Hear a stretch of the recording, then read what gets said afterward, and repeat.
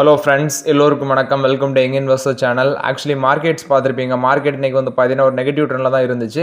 கடைசியில் bank Nifty பார்த்தீங்கன்னா ஒரு பாசிட்டிவ் ட்ரெண்டில் bank Nifty and Nifty IT பாசிட்டிவில் க்ளோஸ் ஆயிருக்கு. பட் நிஃப்டி 50 அண்ட் சென்செக்ஸ் நெகட்டிவில் இருந்துச்சு. நிஃப்டி 50 92 பாயிண்ட்ஸ் நெகட்டிவில் க்ளோஸ் ஆயிருக்கு. 23,603 பாயிண்ட்ஸில் க்ளோஸ் ஆயிருக்கு. சென்செக்ஸ் 78,058 பாயிண்ட்ஸில் க்ளோஸ் ஆயிருக்கு. 213 points negative. Nifty bank 39 points positive, 50,382 பாயிண்ட்ஸில் க்ளோஸ் ஆயிருக்கு. நிஃப்டி ஐடி 43,020 பாயிண்ட்ஸில் க்ளோஸ் ஆயிருக்கு.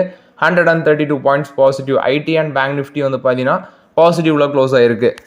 எஃப்ஐஎஸ் டேட்டா எடுத்து பார்க்கும்போது எஃப்ஐஎஸ் 3,549 கோடிக்கு நெட் செல்லஸாக இருந்திருக்காங்க. டிஐஎஸ் 2,721 கோடிக்கு நெட் பயஸாக இருந்திருக்காங்க. ஸோ ஓவரால் இது வந்து எஃப்ஐஎஸ் டேட்டா. ஃபஸ்ட்டு பார்த்தீங்கன்னா ட்ரெண்ட் ஆக்சுவலி இன்றைக்கி ரிசல்ட்ஸ் வந்துருந்துச்சு. ரிசல்ட்ஸ் பார்த்தீங்கன்னா நல்ல ஒரு ரிசல்ட்ஸ் தான் போஸ்ட் பண்ணியிருந்தாங்க. ஆனால் ரிசல்ட்ஸ் வந்தோடனே பார்த்தீங்கன்னா ஸ்டாக் 9% பக்கம் விழுந்துச்சு. ஆனால் கால்தால 5,845 ரூபா இருந்த ஷேரு க்ளோசிங் 5,277 ரூபாவில் க்ளோஸ் ஆயிருக்கு. இந்த அடிக்கு ரீசன் அப்படின்னு சொல்லி பார்க்கும்போது ரிசல்ட்ஸ் பெட்டராக தான் இருந்துச்சு. ஒரு நல்ல ரிசல்ட்ஸ் குவார்டர் பேசிஸ் கம்பேர் பண்ணும்போது growth, year on year basis compare பண்ணும்போது க்ரோத்து. ஆனால் அந்த லாஸ்ட் வீக்கில் வந்து பார்த்தீங்கன்னா ட்ரெண்டுக்கு அடிபடுறது ரீசன் ரிலையன்ஸ் என்ன பண்ணுறாங்கன்னா ரிலையன்ஸ் ரீட்டைல் மூலமாட்டு அவங்களோட ஃபேஷன் பிராண்டு விச் மீன்ஸ் அவங்க சைனாவோட ஷெயின் அப்படிங்கிற ஒரு பிராண்டு கூட வந்து பார்த்தீங்கன்னா ஜாயின்ட் வெஞ்சர் பேசிஸில் முன்னாடி பிஸ்னஸ் ரன் பண்ணிட்டு இருந்தாங்க. 2020 சம் டிப்ளமேட்டிக் ப்ராப்ளம்னால அது க்ளோஸ் ஆகுது. இப்போ அந்த பிராண்டு அவங்களோட பிஸ்னஸ் பார்ட்டிசிப்பை வந்து பார்த்தீங்கன்னா அவங்க ரீகெயின் பண்ணுறாங்க. இது வந்து பார்த்தீங்கன்னா ட்ரெண்டு விச் மீன்ஸ் டாடா குரூப்போட ட்ரெண்டுக்கு ஒரு டைரக்ட் காம்படிஷனாக வர பேஸில் ஸ்டாக் ப்ரைஸ் விழுந்திருக்கு. ஸோ ஓவரால் அட்டிக்கு தான் ரீசன் இன்னைக்கு ட்ரெண்ட் ஷேர் கீழே விழுறதுக்கு. பட் இன்னைக்கு மட்டும் விழலை, 1 வீக்காக விழ தான் செய்யுது. ட்ரெண்டுக்கு வந்து பார்த்தீங்கன்னா கோல்ட்மேன் சாக்ஸ் வந்து பைக்கால் கொடுக்குறாங்க. 8,300 வரைக்கும் போகும்னு சொல்கிறாங்க. 40% அப்சைட் போகும்னு சொல்லி. பட் இப்போ இந்த ஸ்டாக் வந்து பார்த்தீங்கன்னா ஹைலி ஓவர் வேல்யூட் 140 டைம்ஸ் மேலே ஏர்னிங்ஸில் இருக்குது. இப்போதைக்கு இதில் வேடிக்கை பார்க்குறத தவிர வேறு வழி இல்லை. ட்ரெண்டோட ரிசல்ட்ஸ் நான் லாஸ்ட் வீடியோவில் அப்டேட் பண்ணிட்டேன். நெக்ஸ்ட் நீ பார்த்தீங்கன்னா ஐடிசியோட ரிசல்ட்ஸ் வந்திருக்கு. ப்ராஃபிட் 7% காலி. கிட்டத்தட்ட 4,935 கோடி ப்ராஃபிட் பண்ணியிருக்காங்க. 7% ப்ராஃபிட் காலி. ரெவன்யூ 8% இன்க்ரீஸ் ஆயிருக்கு. 20,350 கோடி.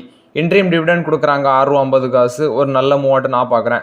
அதுவும் போக இதில் வந்து பார்த்தீங்கன்னா டிமாண்ட் வந்து பார்த்தீங்கன்னா என்விரான்மெண்ட்டில் கொஞ்சம் ரீசைலண்டாக தான் இருந்திருக்கு. ஸோ அது போக இன்புட் காஸ்ட் வந்து அதிகரிச்சது ப்ராஃபிட் அடி வாங்குறதுக்கு ஒரு முக்கிய ரீசனாக இருக்குது. எபிட்டா வந்து 3% இன்க்ரீஸ் ஆயிருக்குன்னு சொல்லியிருக்காங்க. அது போக சேம் பீரியட் லாஸ்ட்டில் அது 5% இயர் ஆன் இயர் பேஸில் இன்க்ரீஸ் ஆயிருந்துச்சு.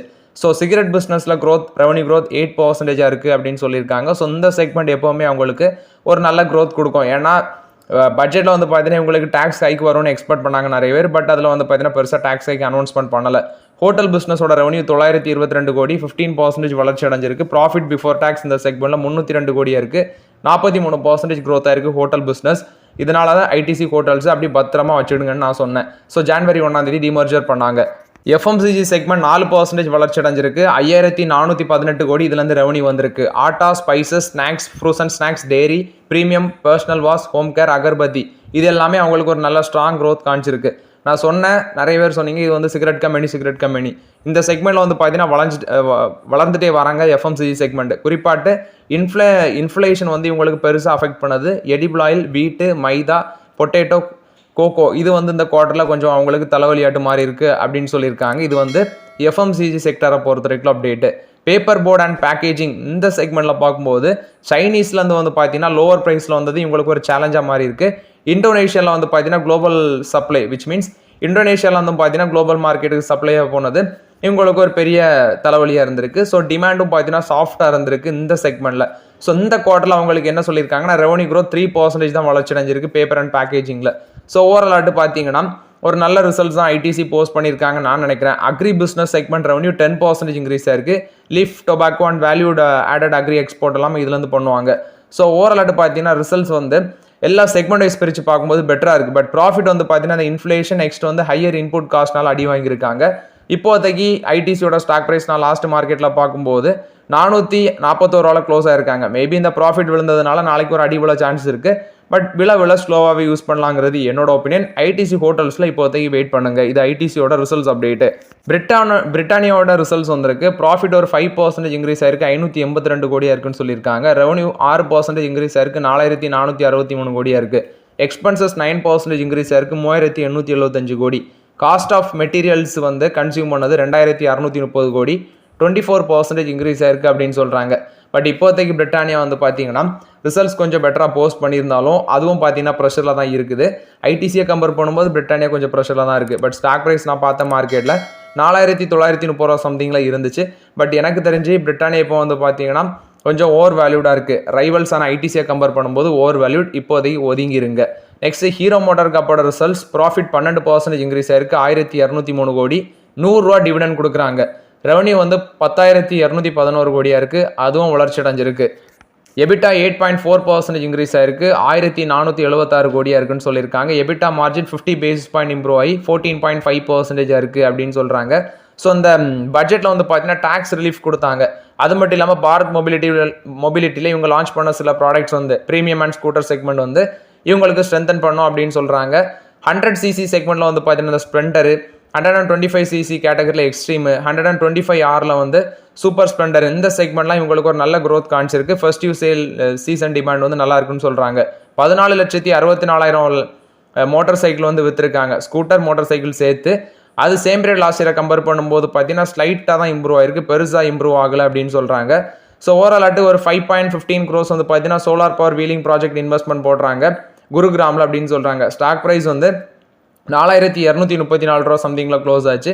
கிட்டத்தட்ட ஒரு ஃப்ளாட் நெகட்டிவ்ல க்ளோஸ் ஆச்சு. 4234 ரூபாவில் க்ளோஸ் ஆயிருக்கு. ஸோ 6240 ரூபா இவங்களோட 50TV ஹை, விச் மீன்ஸ் பார்த்தீங்கன்னா 2000 ரூபா பக்கம் இறங்கி தான் இருக்குது இந்த ஸ்டாக்கு 50TV ஹைலேருந்து. இன்னும் அடிவுள்ள சான்சஸ் இருக்குது. 20 டைம்ஸ் தான் ஏர்னிங்ஸில் இருக்கிறாங்க. மேபி ஒரு டவுன் ட்ரெண்ட் வர வாய்ப்புகள் இருக்குது ஹீரோ மோட்டார் காப்பில். அது வரைக்கும் வெயிட் பண்ணலாங்கிறது என்னோட கருத்து ஹீரோ மோட்டார் காப்பில். நெக்ஸ்ட் நீ பார்த்தீங்கன்னா எம்ஆர்எஃபோட ரிசல்ட்ஸ் இன்னைக்கு வந்துருந்துச்சு. ப்ராஃபிட் 38% காலி, 315 கோடி பண்ணியிருக்காங்க. ரெவன்யூ 7000 கோடி பண்ணியிருக்காங்க. ஸோ அதுவும் பார்த்தீங்கன்னா கொஞ்சம் இன்க்ரீஸ் ஆயிருக்கு. எக்ஸ்பென்சஸ் 6674 கோடின்னு சொல்லியிருக்காங்க. பட் இது இயர் ஆன் இயர் பேசிஸில் அதிகமாக இருக்குது. காஸ்ட் ஆஃப் மெட்டீரியல்ஸுக்கு மட்டுமே அவங்க 4656 கோடி இந்த குவார்ட்டரில் ஸ்பெண்ட் பண்ணியிருக்காங்க. இது அவங்களுக்கு ப்ராஃபிட் அடி வாங்குறதுக்கு ஒரு முக்கிய ரீசனாக இருந்திருக்கு. அது மட்டும் இல்லாமல் பார்த்தீங்கன்னா போர்டு வந்து 3 ரூபா டிவிடெண்ட் கொடுத்துருக்காங்க. Second interim dividend 30%. February 6 வந்து பார்த்தீங்கன்னா இந்த போர்ட் ஆஃப் டைரக்டர் மீட்டிங்கில் வந்து முடிவு எடுத்திருக்காங்க. ஸோ ஓவரால் 3 ரூபா டிவிடெண்ட் கொடுக்குறாங்க எம்ஆர்எஃப். ஸோ அந்த ஸ்டாக்கோட ப்ரைஸ் பார்த்தாலே நீங்கள் பயப்படுவீங்க. இன்னைக்கு ஒரு ஃப்ளாட் நெகட்டிவ்ல க்ளோஸ் ஆச்சு. 113,857 ரூபாவில் க்ளோஸ் ஆச்சு. Last 1 year returns 20% negative returns தான், விச் மீன்ஸ் பி ரேஷியோ 25 இருக்குது. பட் இது வந்து பார்த்தீங்கன்னா ரொம்பவே ஓவர் வேல்யூட், இப்போதைக்கு தொட முடியாது. இதோட பீக் லெவல்னு பார்க்கும்போது 1,51,445 ரூபா தான் இதோட பீக் லெவல். அதுல இருந்து பார்த்தீங்கன்னா கிட்டத்தட்ட கொஞ்சம் விழுந்திருக்கு. இப்போதைக்கு எம்ஆர்எஃப் பக்கம்லாம் போக வேண்டாங்கிறது என்னோட ஒப்பீனியன். எஸ்பிஐயோட ரிசல்ட்ஸ் வந்திருக்கு. ப்ராஃபிட் 84% இன்க்ரீஸ் ஆயிருக்கு. நெட் இன்ட்ரெஸ்ட் இன்கம் 4% இன்க்ரீஸ் ஆயிருக்கு. எம்ப்ளாயி எக்ஸ்பென்சஸ் ஒரு 17% ட்ராப் ஆயிருக்கு. டொமஸ்டிக் லோன் 14.06% இன்க்ரீஸ் ஆயிருக்கு. Net interest margin 0. which means whole bank and net interest margin 3.01% ஆட்டும், இன்னொன்று 3.15% இருக்குன்னு சொல்கிறாங்க. அது போக இந்த பேங்க்ல வந்து பார்த்தீங்கன்னா ப்ராஃபிட் இன்க்ரீஸ் ஆனதுக்கு இவங்களுக்கு ஒரு ஒன் டைம் ஹிட் அப்படின்னு சொல்கிறாங்க. விச் மீன்ஸ் ஒரு 7100 கோடி வந்து பார்த்தீங்கன்னா ஒன் டைம் ரெஜிஸ்ட்ரேஷனில் வந்திருக்கு. அது எப்படின்னு பார்க்கும்போது provision for wage revision, pension cost, இது மூலமாட்டு அவங்களுக்கு ப்ராஃபிட்டில் ஒரு 7100 கோடி கொத்தாடு வந்து விழுந்திருக்கு. ஆப்ரேட்டிங் ப்ராஃபிட் வந்து 20% குறைஞ்சிருக்கு குவார்டர் ஆன் குவார்டர் பேசிஸில். ப்ரொவிஷன் 911 கோடியாக இருக்குது. இதுவும் பார்த்தீங்கன்னா குவார்டர் ஆன் குவார்டர் பேஸில் குறைஞ்சிருக்கு. கிராஸ் என்பிஏ குறைஞ்சிருக்கு. 2.13% இருந்த முந்தின குவார்டரில் இப்போ அது 2.07% குறைஞ்சிருக்கு. நெட் என்பிஏ 0.53% இருக்குது. பட் இது வந்து அன்சேஞ்சாக இருக்குது. ப்ரொவிஷன் கவரேஜ் ரேஷியோ ஒரு 49 பேசிஸ் பாயிண்ட் இம்ப்ரூவ் ஆயிருக்கு. 74.66% இருக்குன்னு சொல்லியிருக்காங்க. நெக்ஸ்ட் ஸ்லிப்பேஜ் ரேஷியோ 0.39% இருக்கு. 19 பேசிஸ் பாயிண்ட் இம்ப்ரூவ் ஆயிருக்கு. கிராஸ் அட்வான்சஸ் 13.49% இன்க்ரீஸ் ஆயிருக்கு. அது போக டொமஸ்டிக் கார்பரேட் அட்வான்சஸ் வந்து 11.76 lakh crore இருக்குன்னு சொல்லியிருக்காங்க. அது போக domestic retail advances, personal advances 11.65% increase ஆயிருக்கு. டெபாசிட் 9.81% இன்க்ரீஸ் ஆயிருக்கு. டொமஸ்டிக் காசா 4.46% இன்க்ரீஸ் ஆயிருக்குன்னு சொல்லியிருக்காங்க. டொமஸ்டிக் காசா வந்து பார்த்தீங்கன்னா 19.66 lakh crore இருக்கு. டொமஸ்டிக் டேர்ம் டெபாசிட் 13.47% வளர்ச்சி அடைஞ்சிருக்கு. காசா ரேஷியோ வந்து 198 பேசிஸ் பாயிண்ட் டிப் ஆயிருக்குன்னு சொல்லியிருக்காங்க. குவார்டர் ஆன் குவார்டர் பேசிஸில் 83 பேசிஸ் பாயிண்ட் டிப் ஆயிருக்கு அப்படின்னு சொல்லியிருக்காங்க. ஸோ ஓவரால் ப்ராஃபிட் வந்து 83% இன்க்ரீஸ் ஆனது மாதிரி தெரியுது. அதுக்கு ரீசன் பார்த்தீங்கன்னா ஒரு 7100 கோடி வந்து இந்த ப்ரொவிஷன் ஃபார் வேஜ் ரிவிஷனும் பென்ஷன் காஸ்ட் அது மூலமாட்டும் ஒரு ஒன் டைம் ஹிட்டில் வந்து விழுந்திருக்கு. அந்த பேஸில் தான் ப்ராஃபிட் 84% இன்க்ரீஸ் ஆயிருக்குன்னு சொல்லியிருக்காங்க. பட் ஒரு நார்மல் ரிசல்ட்ஸ் தான் போஸ்ட் பண்ணியிருக்காங்க எஸ்பிஐ.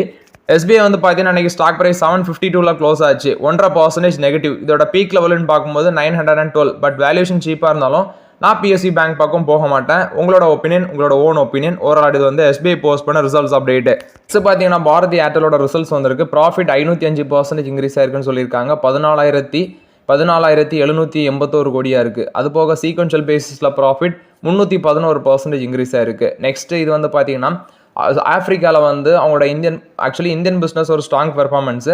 ஆஃப்ரிக்காவில் வந்து பார்த்தீங்கன்னா கான்ஸ்டன்ட் கரன்சி எக்ஸ்பென்ஷன் ப்ளஸ் வந்து பார்த்தீங்கன்னா இண்டஸ் டவர் லிமிடெட் கன்சாலிடேஷன் இந்த பேஸில் ஒரு நல்ல ரிசல்ட்ஸ் போஸ்ட் பண்ணியிருக்காங்க.